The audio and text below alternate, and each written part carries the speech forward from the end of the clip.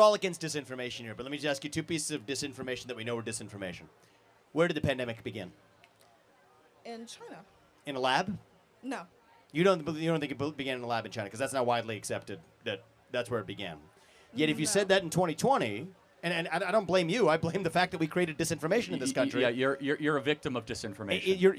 Because it was created in a lab? It was created in a lab in Not Wuhan. in a bat cave. Yeah. And I don't even blame you.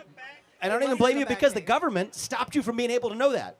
So right now we're having a conversation where you believe that the pandemic did not begin, that COVID-19 did not begin in a lab in China, because guess what? That's exactly what our government required you to believe.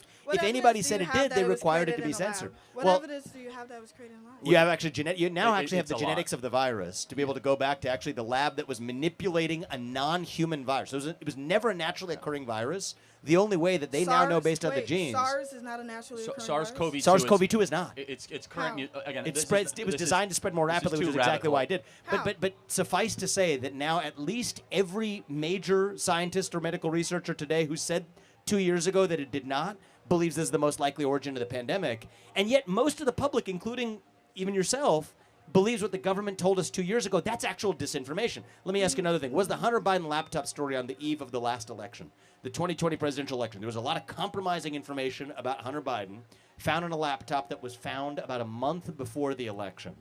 Was that made up or was that actually true? Hunter Biden was prosecuted. No, was the laptop story, was it true or false?